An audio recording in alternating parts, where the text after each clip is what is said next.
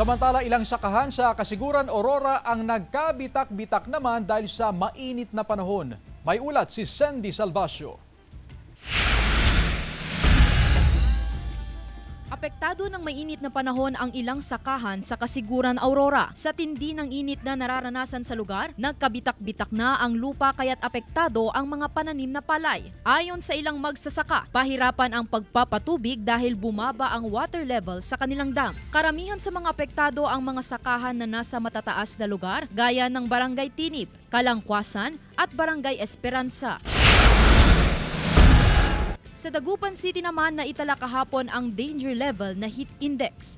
Kahapon, August 5, pumalo sa 43.5 degrees Celsius ang temperatura ayon sa tala ng Pag-asa Dagupan. Ayon sa Pag-asa dahil ito sa pansamantalang paghina ng southwest monsoon o habagat.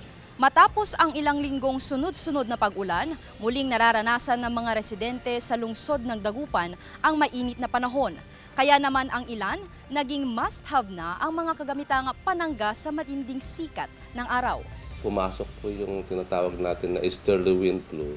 Pag yung easterly wind flow na yun yung malinsangan na galing sa consider mo pa yung tinatawag natin na init ng hangin na galing sa dagat. Ngayong nararanasan ang mataas na temperatura, ibinabala ng Health Authority ang heat-related illnesses lalo na sa mga senior citizen.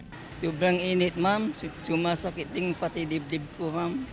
Kaya hindi ko alam kung kailan po matatapos ang init. Kasama si Jing Dakanay, Sandy Salvacio, One North, Central Luzon.